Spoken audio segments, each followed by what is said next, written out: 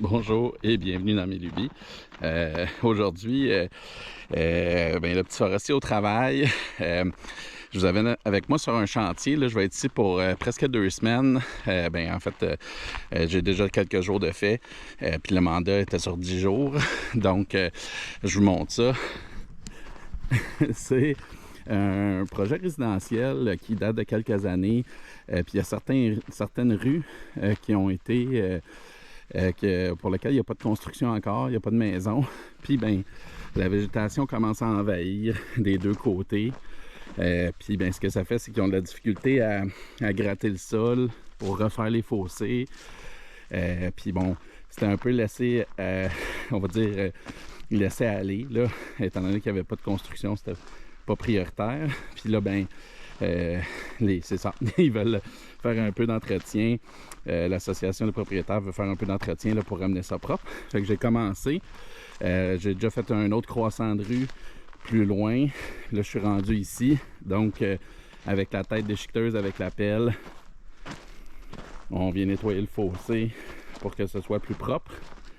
Puis, pour permettre après ça là, à la compagnie d'excavation qui vient faire le fossé, d'être capable de travailler la pente comme il faut, là, sans laisser de remblai comme ça. Puis ça va être facilitant pour le déneigement également. Donc, c'est de la déchiqueteuse avec la tête, avec ma tête forestière Osma. On mange les petits arbres, on ramène ça au sol, fait de la finition le mieux possible, mais c'est correct si c'est un peu rough. Puis on en fait le plus possible.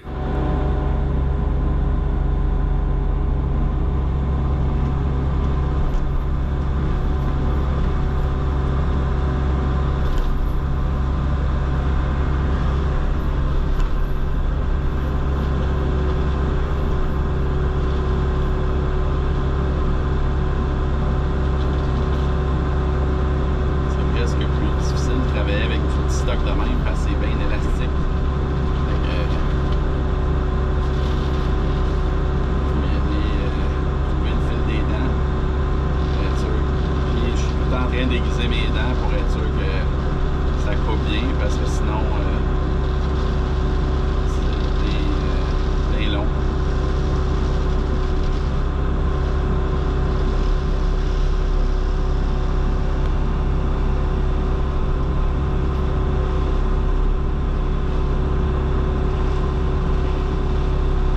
Puis étant donné que c'est tout du bois franc, même à cette grosseur-là, il faut que je donne une chance à l'hydraulique de rattraper de prendre la vitesse.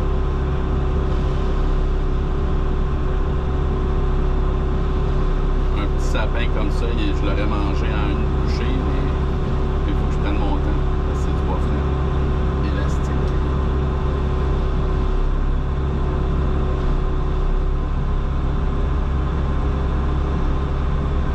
Celui-là, le boulot ici qu'il y a, le boulot jaune juste à côté, il est limite. Je pourrais le faire, mais je sais que j'ai un collègue qui va venir me donner un coup de pouce avec un chipper. Quand ils sont un peu plus gros puis longs comme ça, c'est plus facile de juste dire, regarde, on va le couper, on va le passer dans le chipper. Ça va faire une meilleure job. Mais pour tout le petit stock que je suis en train de faire présentement, ce serait vraiment long au chipper. Fait que c'est là où avoir une tête broyeuse accélère grandement les choses.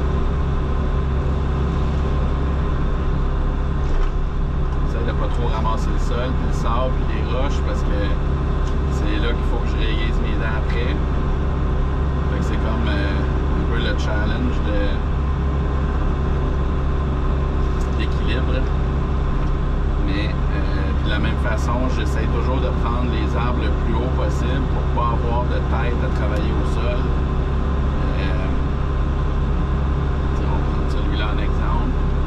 Il est quand même très haut, puis il y a beaucoup de branches, donc si je vais vraiment au maximum que ma pelle est capable d'aller pour essayer d'aller couper les têtes le plus possible, comme ça il y a le moins de branches à travailler après. La pelle est capable de se rendre à peu près à 16 pouces, mais malgré ça, les têtes, quand c'est des plus gros arbres, ça donne quand même des bonnes longueurs à travailler au sol.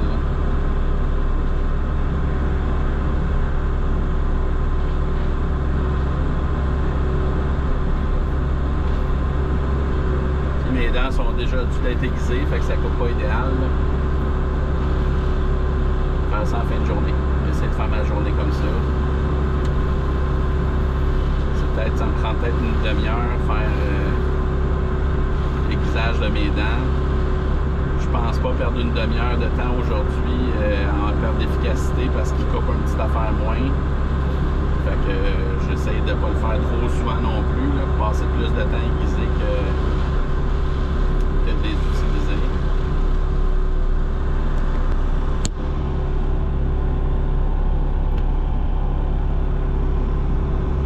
Ça, c'est pas mal dans les plus gros que je fais sur cette job-ci.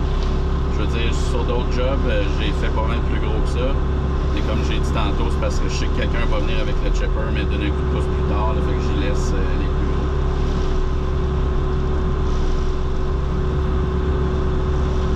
C'est pas tant à cause du tronc, c'est vraiment à cause des têtes.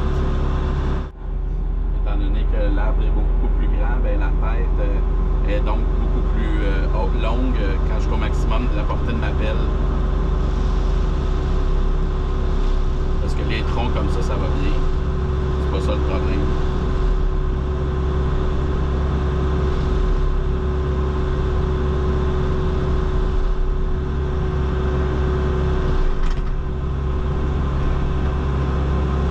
On va se rapprocher un peu.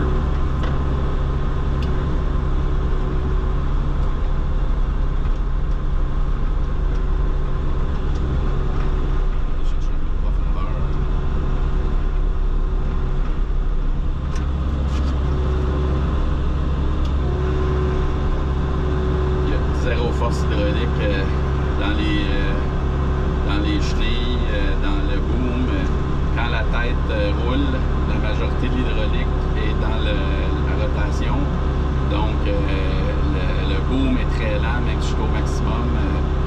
Fait que quand je fais des déplacements ou même quand je suis en pente forte, des fois je suis pas capable de me tourner. Fait que c'est soit que j'essaie de me mettre de niveau avec la blade, ou bien j'arrête la tête déchiqueteuse pour être capable de venir à bout de me virer. Là.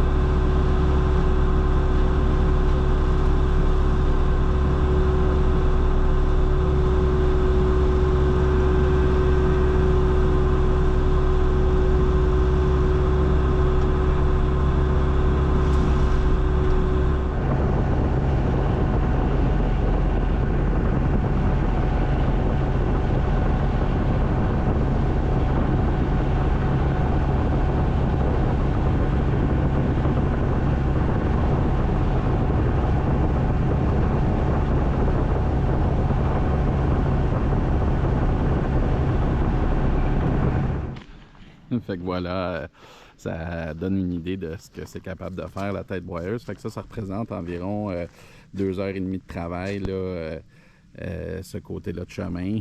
Il y en avait par endroits que c'était hyper dense, par endroits que c'était un peu moins pire. Donc ça allait un petit peu plus vite là-bas. Fait que là, il me reste à attaquer de ce côté-ci. On va essayer de se mettre à l'ombre. Donc on recommence. Je passe pas en dessous du réseau d'hydro, là. Fait que je fais l'autre côté.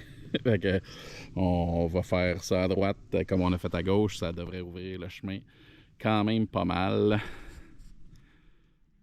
Et évidemment, il va me rester du nettoyage à faire après tout ça. Donc j'ai un souffleur, un blower, un style que j'ai acheté juste pour ce contrat-ci. Avec un bon coup de râteau pour les plus gros stocks. Veux pas, il y a des branches là, qu'ils prennent, ils revolent, ils se font lancer par le tambour. Donc il y a tout le temps quelques branches un peu plus longues qui restent à la toute fin. Puis ben c'est sûr que ça peut être broyé, mais dans des contrats comme celui-ci, c'est tout le temps une question d'essayer de jongler le niveau de finition versus le temps qu'on passe et donc l'argent qu'on dépense du client. Fait qu'on jauge le niveau d'attente du client, qu'est-ce qu'il veut, puis on met le temps en conséquence là, pour que ce soit le plus efficace possible. Donc, Dans ce cas-ci, c'est un fossé qui va être emblayé. Ils ont des travaux de refaire le chemin un peu dans les prochaines années ou l'année prochaine, début d'année prochaine. Donc, c'est un peu pour ça là, que je suis en train de couper le végétal. Fait que c'est le niveau de finition est correct comme ça. Bien évidemment, une fois nettoyé, les feuilles, les branches repoussées dans le fossé. Petite parenthèse, j'apprécie vraiment, je fais de la pub pour NN Buffalo ces temps-ci, mais j'apprécie vraiment ma remorque et mon camion. Sérieusement, le quartier où est-ce que je travaille présentement, il y a des côtes longues et très abruptes. J'avais même un peu l'inquiétude de ne pas être capable de monter, mais on se met sur le 4 pattes low, puis on y va tranquillement, puis ça monte. La remorque, les freins fonctionnent beaucoup mieux qu'au début quand je l'avais, là, depuis qu'on a changé la pompe hydraulique. Puis c'est sécurisant parce que le premier soir que je suis parti, je roulais, bon, pas vite, je roulais peut-être à 40 km/h en descendant la courbe, puis la côte, puis la remorque est partie à faire de la drift. Donc, j'ai fait comme, OK, j'ai réussi à la récupérer, à la rattraper, mais ça me tente pas que ça arrive alors que l'excavatrice est dessus. Donc, c'est ça. Ça aussi, c'est des apprentissages. Je suis nouveau à chauffer de la machinerie, des camions, tout ça, fait que je connais pas toujours. C'est pas un réflexe que j'aurais eu de dire ah oui, il y a une grosse côte en gravier, ça glisse. Fait que là, j'ai été chanceux, je ne l'ai pas appris en ayant un accident. Mais mettons que je vais être pas mal plus prudent dans le futur.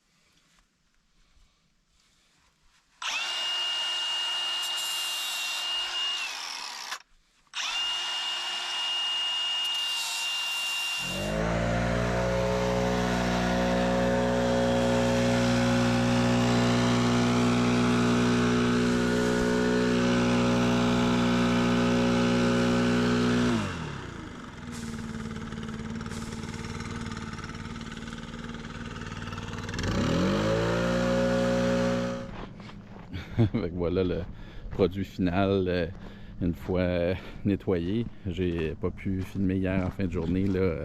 J'ai manqué de batterie avec la caméra, mais ça vous donne une idée de ce que ça a de l'air.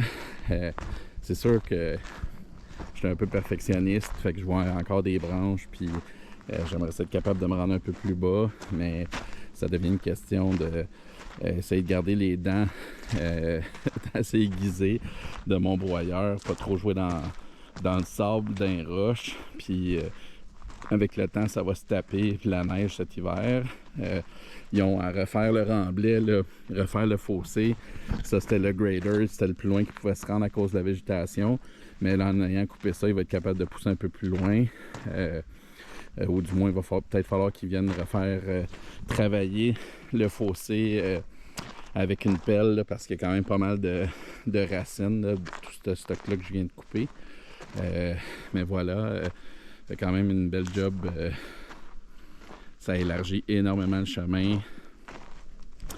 Je vais revenir dans un deuxième temps avec une vraie déchiqueteuse pour couper les plus gros. En fait, j'ai embauché un partner lagueur pour venir me donner un coup de pouce avec ça.